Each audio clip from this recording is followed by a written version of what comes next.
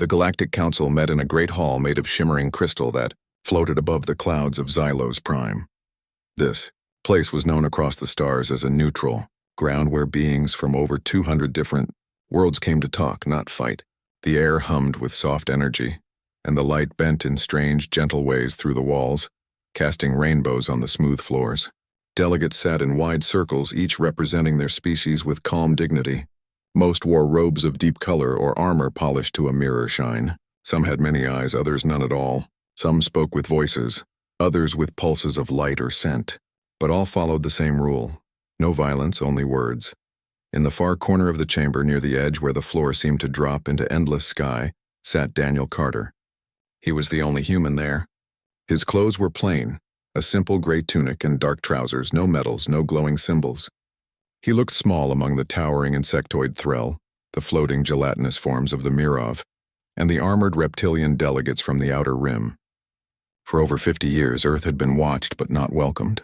After their near self-destruction in the late 21st century, the Council had placed humanity under a quiet quarantine. They were allowed to explore their own solar system, but not beyond, not until they proved they could handle peace without tearing themselves apart. Now Daniel sat with his hands folded, listening.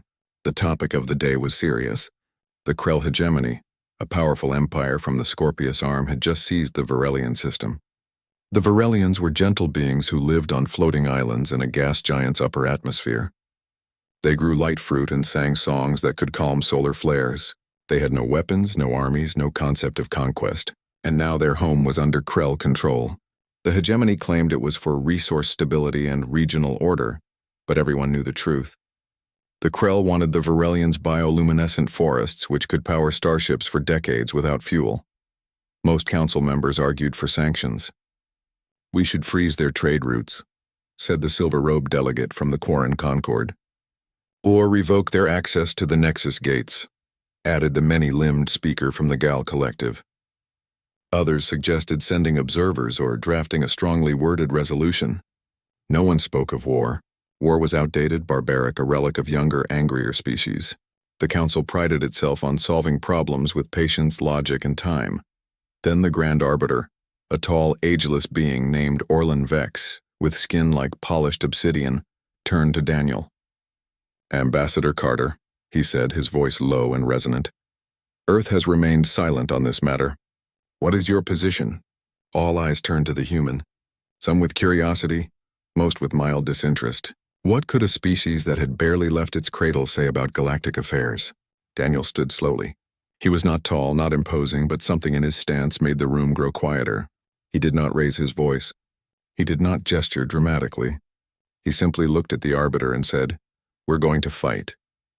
The words hung in the air like a stone dropped into still water. Ripples of shock spread instantly. A Threll delegate twitched all 6 of its antennae. The Mirov bubble nearby pulsed a deep violet, their sign of alarm. Even Orlan Vex blinked, a rare display of surprise from one so composed. "Fight," repeated the Quarren delegate, as if testing the word on his tongue. "You mean militarily?" "Yes," Daniel said. "But humans have no fleet," said a reptilian envoy from the Zarn hegemony, his scales clicking in disbelief. "Your last recorded vessel was a research probe that barely reached your own moon's orbit." "That was the official record," Daniel replied. "Not the full one," murmurs broke out. Some delegates leaned toward their translation orbs, certain they had misheard. Others stared at Daniel as if he had suddenly grown fangs. Fighting was not done, not here.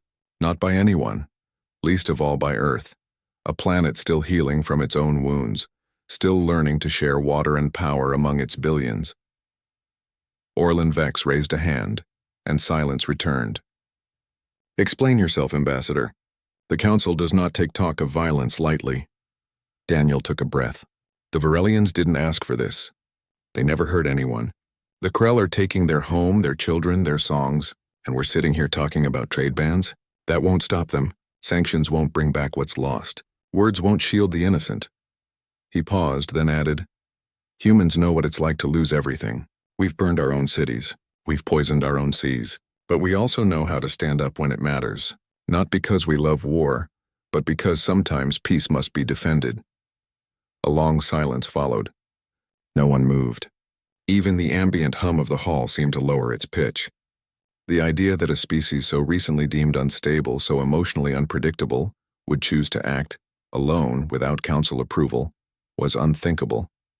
And yet there it was, a human, calm and certain, saying what no one else dared. Finally, a small voice came from the back. It was HFY War, the Xanthari envoy. His kind were known for their logic, their cold clarity. "You understand," he said slowly, "that if you attack the Krell without council sanction, you will be labeled aggressors. You could be expelled. Your world could be blockaded." Daniel met his gaze. "Then let them blockade us. But while they're arguing over rules, we'll be saving lives." The session ended soon after, not with a vote, but with stunned silence. Delegates filed out slowly, glancing back at the human who still stood in his plain clothes, looking out the crystal wall at the swirling clouds below. Some whispered that Earth had finally gone mad. Others wondered if madness was the only sane response to cruelty. Back in his quarters, Daniel activated a secure channel. A face appeared on the screen. Elena Ruiz, captain of the Odyssey, her eyes sharp, her expression ready. "They know now," he said. "Good," she replied. "The fleet's been waiting." Outside, the twin suns of Xylos Prime dipped below the horizon, painting the sky in red and gold. Somewhere far away in the cold dark between stars, human ships powered up their engines. They had no grand banners, no war chants, just a simple mission: protect those who could not protect themselves. And for the first time in centuries, the galaxy would learn what humanity truly was. Not just dreamers or destroyers, but defenders. News of Daniel Carter's words spread through the galaxy like a solar flare. On 1,000 worlds, beings who had never given Earth a second thought now whispered about the strange, soft-skinned species that dared to speak of war in a hall of peace. But on Earth itself there was no whispering. There was only action. In Houston, Marcus Bell stood in a dim room deep beneath the old NASA complex. The walls were lined with screens showing star maps, ship diagnostics, and live feeds from orbital docks. He wore a faded blue jumpsuit and chewed on the end of a stylus, his eyes scanning data streams that would have overwhelmed most minds. Marcus wasn't a soldier. He was an engineer, a problem solver. But today his problems had names like plasma core stability and hyperspace jump calibration. For 20 years, he and thousands like him had worked in secret, building something the galaxy thought impossible: a human defense fleet. It wasn't flashy. The ships had no glowing runes or towering spires.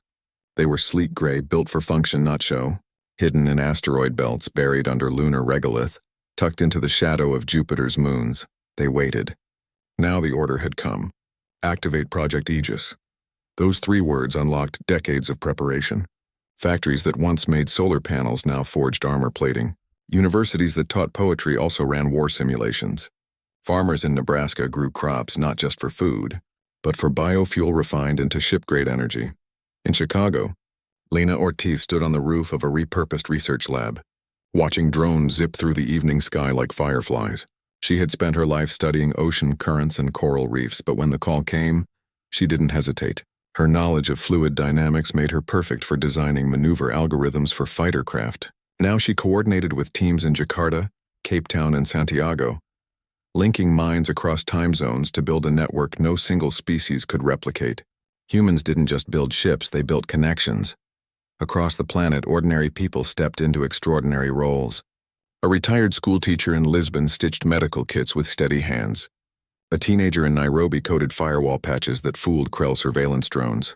A baker in Buenos Aires packed high-calorie rations into vacuum-sealed packs, each one labeled with a handwritten note: "Stay strong." No one was forced. No one was paid extra. They simply did what needed doing because it was right. The Galactic Council watched in disbelief. Their long-range sensors picked up unusual energy signatures near Mars, strange construction activity in the Kuiper Belt, encrypted signals bouncing between Earth's continents at impossible speeds. HFY War, the Xanthari envoy, requested an emergency briefing. He stood before the council once more, his voice tight with confusion. Earth is mobilizing. Not just talking, building, training, deploying. Their entire civilization is shifting focus in days. How? No one had an answer. Other species took generations to change course. Humans did it over a weekend. Back on Earth, the Unified Defense Coalition held its first full assembly in a bunker beneath the Rocky Mountains. Generals, scientists, teachers, pilots, and farmers sat at the same table. There were no titles, only roles. Captain Elena Ruiz stood at the head, her uniform crisp, her eyes tired but clear. "We don't have the numbers," she said. "We don't have the history. But we have something they don't expect, unity." She explained the plan. The Krell thought Earth was weak because it was divided. They didn't know that humans had spent centuries learning to come together in crisis. Floods, fires, pandemics, they had faced them all, not as nations, but as neighbors. Now that same instinct would carry them to the stars. Marcus Bell joined the call from Houston. "The Odyssey is ready," he said. "All systems green. She'll jump in 48 hours. Lena Ortiz added, "Our drone swarms can blind their sensors for up to 7 minutes. That's all we need." A young pilot named Jake Morrison, barely 22, spoke next. "I've run the approach 100 times in sim. I know the blind spots in their dreadnoughts. We can hit their reactor vents before they even see us." There was no boasting, only facts. No fear, only focus. Meanwhile, on Xylos Prime, the Council debated what to do. Some wanted to condemn Earth, others feared provoking the Krell further. But a few, like Kale Vor, began to wonder if humanity wasn't reckless but necessary. "They call it defense," he told a fellow envoy late one night. "But it looks like courage." The Krell, for their part, laughed. Their scouts reported human activity, but their commanders dismissed it. "Monkeys playing with fire," said High Marshal Drock, his voice dripping with scorn. "Let them come. We will crush them and add their bones to our victory spires." They did not know that human bones had already rebuilt cities after earthquakes, walked on the moon, and carried life through ice ages. They did not know that humans did not fight to win glory, but to protect the quiet moments, a child's laugh, a shared meal, a song at dusk. As the hours ticked down, Earth grew still. Not silent, but focused. In homes, people hugged their families a little tighter. In schools, children wrote letters to pilots they'd never meet. In hospitals, doctors double-checked supplies, knowing that soon the wounded would come home. Elena Ruiz stood on the bridge of the Odyssey, her hand resting on the command console. Outside the viewport, Earth hung in the blackness, blue, fragile, alive. She thought of her grandmother, who had survived a war on that very planet and who once told her, "You don't fight because you hate the enemy. You fight because you love what's behind you." That was the heart of it, not rage, not pride, love. And so, as the final countdown began, humanity did not roar. They did not chant or swear oaths. They simply turned their faces toward the stars and moved as one. Farmers, teachers, engineers, pilots, they were no longer just Earthlings. They were guardians. The Krell would learn soon enough that the most dangerous species in the galaxy wasn't the one with the biggest guns or the oldest empire. It was the one that had everything to lose and still chose to stand. The human fleet emerged from hyperspace not with a roar, but with silence. One moment, the space around the Varelian gas giant was empty. The next, 37 ships hung in the void like shadows given form. At their center floated the Odyssey, Earth's first true warship, its hull scarred from secret trials but its engines burning steady. Captain Elena Ruiz stood on the bridge, her hands clasped behind her back, eyes fixed on the Krell armada blocking the upper atmosphere where the Varelians lived. The Krell had 3 dreadnoughts, each longer than a city, bristling with ion cannons and shield emitters. They floated like sleeping beasts, confident, unaware. Their scouts had seen nothing. Their sensors detected no incoming fleet. Humans had used old tricks, magnetic masking, cold runs, and drone decoys launched weeks earlier, to slip through the dark unseen. Now they were inside the enemy's perimeter. "Launch swarms," Elena said. From the Odyssey's belly, thousands of small drones poured out like a cloud of steel insects.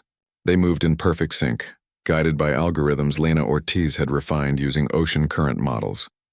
Within seconds, they surrounded the nearest Krell dreadnought, pulsing with electromagnetic noise. The massive ship's sensors flickered and died. Alarms blared across its bridge, but it was too late. "Chicago Gambit," Elena whispered. It was a maneuver named after a battle fought centuries ago on Earth, where outnumbered fighters used confusion and speed to win. Now it played out among the stars. Human fighters, small, fast, built for agility, darted from the drone cloud. Piloted by volunteers like Jake Morrison, they targeted weak points, coolant vents, shield relays, communication arrays. They didn't aim to destroy the whole ship, just to blind it, cripple it, make it vulnerable. The first dreadnought shuddered as its main reactor overheated. Smoke poured from its hull. The second tried to turn, but its thrusters misfired. Marcus Bell's team had hacked its navigation logs days before, planting false data that now caused chaos. The third opened fire, but its shots went wild, hitting empty space where human ships had been seconds before. On the Krell command deck, High Marshal Drock roared in fury. "How?" he bellowed. "Monkeys do not outthink us." But humans weren't just thinking. They were feeling, adapting, improvising. When a Krell plasma beam sliced through a human corvette, the pilot didn't panic. She ejected, and her ship's last act was to crash into a Krell supply tender, taking it down in a silent explosion of fire and ice. Back on Earth, billions watched the feed. Not live, there was too much distance, but delayed by minutes. In homes, streets, and shelters, people held their breath. In Nairobi, a group of children huddled around a cracked tablet, eyes wide. In Oslo, an old man whispered a prayer he hadn't spoken in 50 years. In Mumbai, a factory worker paused his shift, staring at the sky as if he could see the battle himself. The Varelians, floating in their sky islands, felt the shift in the air. Their songs grew stronger, not in fear, but in hope. They had never known war, but they knew kindness. And now, strangers from a distant blue world were bleeding for them. After 90 minutes, it was over. 2 Krell dreadnoughts drifted powerless. The third fled, its engines sputtering. The human fleet had lost 5 ships. 12 pilots were gone. Among them was Jake Morrison. His last transmission, calm and clear, reached Earth hours later. "Tell my mom I kept the garden watered." No one cried on the Odyssey. Not yet. There would be time for grief. Now there was work. Rescue teams launched to pull survivors from wreckage. Engineers patched hull breaches. Medics prepared for the wounded. Elena Ruiz stood alone for a moment on the observation deck, watching the Varelian clouds swirl below, soft and golden in the starlight. She thought of Jake, of his garden, of the quiet life he'd left behind to fight for beings he'd never met. On Xylos Prime, the Galactic Council watched the battle unfold through long-range sensors. They saw the precision, the sacrifice, the strange mix of cold strategy and raw heart. The Quarren delegates sat stunned. The Gal Collective envoy pulsed with nervous light. Even Orlin Vex, the Grand Arbiter, stood without speaking for a full minute. "They didn't ask for help," said a young Mirov aide, her voice trembling through scent waves. "They just did it." Cale Vore watched the replay of the Chicago Gambit 3 times. Each time he saw something new, not just tactics but trust. The human pilots moved like a single mind, covering each other, sacrificing position for the team. "They fight like they've done this before," he murmured. But their records say they haven't. He was right. Humans hadn't fought in space before, but they had fought in trenches, in jungles, in cities reduced to rubble. They knew loss. They knew courage. And now they were teaching the galaxy a lesson it had forgotten, that peace is not the absence of conflict but the presence of protectors. The Krell, humiliated, sent a message to the Council. Earth has broken galactic law. They must be punished, but the Council did not answer quickly. For the first time, doubt crept into their perfect order. Was it law to stand by while the helpless were crushed? Was peace worth anything if it meant silence in the face of cruelty? Meanwhile, the human fleet began repairs. They didn't celebrate. They didn't boast. They simply prepared for what came next. Because they knew the Krell would return, and next time they would come angrier, stronger, ready for war. But so would humanity. As the Odyssey's engines hummed back to life, Elena gave the order to hold position. They would guard the Varelians. They would stand watch. And if the Krell returned, they would meet them again. Not as monkeys, not as barbarians, but as defenders of the light. Far away on a quiet hill in Oregon, Daniel Carter received the battle report. He read Jake's last words, closed his eyes, and whispered, "Thank you." Then he turned to the stars and said nothing more. There was no need. The message was already written in fire and sacrifice across the sky. Victory came with a heavy silence. The human fleet held position above the Varelian clouds, but the cost weighed on every soul aboard. 12 names were added to the memorial wall on the Odyssey, etched in simple letters. Among them was Jake Morrison. His garden back in Ohio would go untended for a while, but neighbors had already stepped in, watering the tomatoes, pulling the weeds, leaving fresh bread on his mother's porch every Sunday. No one spoke much about it. They just did what needed doing. The Krell did not forget their shame. Within days, their response came, not with words, but with fire. They struck not at the fleet, but at the soft places. The Krell strike force appeared near Mars, targeting the orbital greenhouses that fed half the planet. Another hit the Titan research station, where scientists studied alien microbes and raised children in low gravity. Civilians were caught in the crossfire. 23 lives lost, homes shattered, silence broken, but Earth did not break. In the ruins of the Mars greenhouse, workers in patched suits salvaged seeds, planting them in emergency pods within hours. On Titan, survivors radioed home not with fear, but with resolve. "We're okay. Keep fighting." There was no panic, no blame, only quiet determination. That was the strange thing about humans. They did not fall apart when hit. They bent, they bled, but they held. In Iowa, farmers worked double shifts to grow extra grain for space rations. In Seoul, students stayed up all night rewriting code to harden Earth's orbital shields. In Buenos Aires, retirees trained as emergency medics, learning how to treat plasma burns and vacuum exposure. It wasn't heroism. It was habit. They had survived ice ages, plagues, wars on their own world. Now they faced the stars with the same stubborn will. The Krell expected fear. They got unity instead. On the Odyssey, Elena Ruiz reviewed damage reports. The ship had taken hits during the last battle, and repairs were slow. Marcus Bell sent updates from Houston. "We're rerouting power from non-essential systems. Life support is stable, weapons at 80%. His voice was calm, but she knew he hadn't slept in 3 days. None of them had. Lena Ortiz coordinated with Varelian elders who offered their bioluminescent moss, a natural energy source that could recharge human batteries faster than solar cells. It was a gift given freely. The Varelians had no weapons, but they had light. And now they shared it. Kelvor watched from afar.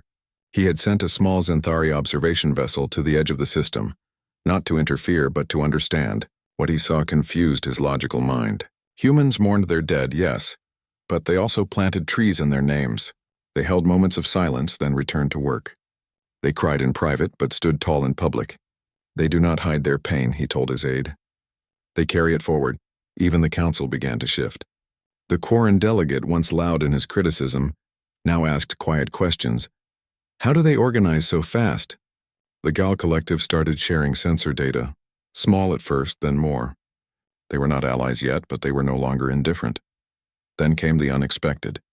The Varelians, for the first time in their history, built warships.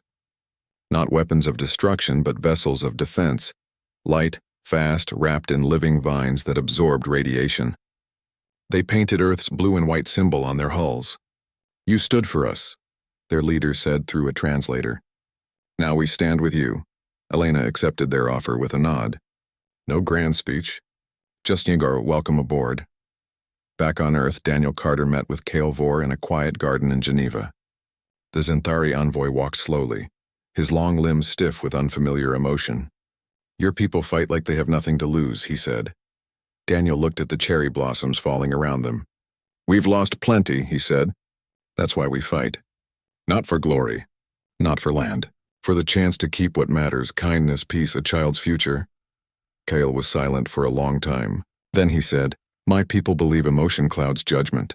But watching you, I wonder if it sharpens it." The war was changing. It was no longer just Earth versus the Krell. It was becoming something bigger, a test of what the galaxy valued. Order without justice? Or courage with compassion? One evening, as the sun set over the Pacific, a message came from the outer colonies. A Krell slave ship had been hijacked, not by soldiers but by its own captives, beings from a dozen species who had heard of Earth's stand. They used stolen comms to send a single word: hope. That word spread faster than any weapon. On the Odyssey, Jake's empty bunk remained untouched. But beside it, a new pilot, a young woman from Jakarta named Rena, placed a small stone from her home river. "For luck," she whispered. Then she strapped into her fighter and joined the next patrol. The Krell would come again. They had more ships, more firepower, more rage. But humanity had something they could not measure: the will of a species that had clawed its way back from the edge too many times to count. They knew darkness, and because of that, they protected the light fiercely. In hospitals, in factories, in classrooms, on farms, People worked not for victory, but for each other. That was the secret the galaxy had missed. Humans didn't fight alone. They fought together. And together, they were stronger than any empire. As stars blinked awake above Earth, a child in Lisbon asked her grandmother, "Will we win?" The old woman held her close. "We already are." The war did not end with a single battle or a grand explosion. It ended quietly like a storm that runs out of rain. The Krell hegemony, once feared across 3 spiral arms, began to crack from the inside. Their slave worlds, long silent, rose up. Their supply lines broke. Their commanders turned on each other, blaming failures on rivals. And at the heart of it all was a simple truth they could not crush. Hope had spread. It started with whispers. A factory worker on a Krell mining moon disabled a power core and escaped in a cargo pod. A pilot from a vassal species defected, bringing schematics of Krell shield frequencies. Then came open revolts on Varix on Solmara, on a dozen worlds where beings had once bowed their heads. They used human tactics: hit fast, vanish, protect the weak. They painted Earth's symbol on their banners, not as conquerors, but as allies. The Galactic Council watched in awe. What began as a reckless act by one small species had become a wave. Delegates who once called humans barbaric now asked for copies of their defense protocols. The Quarren Concord sent engineers to study human drone swarms. The Gal Collective offered docking rights at their stations. Even the Mirov, who rarely left their nebula, sent healing spores for wounded soldiers. Earth did not gloat. They shared everything: ship designs, medical data, even farming techniques for damaged worlds. Marcus Bell hosted virtual workshops for alien engineers. Lena Ortiz taught Varelian pilots how to read human flight patterns. Elena Ruiz met with rebel leaders, not as a commander, but as a partner. "We fight together," she said, "or not at all." On Xylos Prime, the council held a special session. This time there were no debates about sanctions or delays. Orlin Vex stood before the assembly and spoke words no one expected. The old ways failed. Peace built on silence is no peace at all. He proposed a new doctrine, one drafted with input from Earth. Active peace. It meant that protecting the innocent was not aggression, it was duty. And humanity, once barred from the stars, was granted a permanent seat on the Security Directorate. Daniel Carter accepted the honor not with pride, but with quiet thanks. He knew the real victory was not in titles, but in change. Across the galaxy, species once too afraid to speak now stood tall. A young Xanthari student wrote a thesis on human resilience. A Krell-born poet freed from slavery published verses about blue skies and gardens. The universe was learning to care again. Years passed. The scars of war faded, but the lessons remained. On a quiet hillside in Oregon, Daniel Carter stood beside Elena Ruiz and Marcus Bell. Below them, children played, human children, Varelian children, even a few young Xanthari, their forms shimmering in the sunlight. They chased each other through fields of wildflowers, laughing in a mix of languages and light pulses. Above them, 2 moons hung in the sky, Earth's old companion, and a new one, once a barren Krell outpost, now green with forests and filled with refugees rebuilding their lives. "They thought we were just another voice in the crowd," Elena said, watching a girl toss a glowing Varelian seed into the air like a ball. "No," Daniel replied. "We were the voice that finally said enough." Marcus kicked a stone with his boot. "Funny thing is, we didn't even plan it. We just saw something wrong and couldn't look away. That was the heart of it. Humans didn't seek war. They never had. But when faced with cruelty, they chose to act, not because they were strong, but because they remembered what it felt like to be weak." The Odyssey still flew, though now it carried scientists and teachers more than soldiers. Jake Morrison's name was carved into its memorial wall, but also into a school on Titan, a garden on Mars, and a peace center on Xylos Prime. His mother visited often, always bringing tomatoes from her backyard. She never spoke much, but her presence said everything. Cale Vor retired from the council and moved to Earth. He lived in a small house near the Oregon coast, where he learned to grow vegetables and watch sunsets. He often sat with Daniel, saying little, just sharing the quiet. Once he asked, "Do you think we'll ever need to fight again?" Daniel looked at the ocean. "Maybe, but next time we won't be alone," and he was right. The galaxy had changed. Species that once hid now trained together. Trade routes carried not just goods, but stories. Young beings from 100 worlds dreamed of joining Earth's Peace Corps, not for glory, but to help. One evening, as the twin moons rose, a new message arrived at the old Houston Command Center. It was from the far edge of known space. A young species barely spacefaring had been threatened by raiders. They had heard of Earth, they asked for help. Marcus read the message, then smiled. He typed a simple reply. We're on our way, no fanfare. No speeches, just action, because that was who humans were.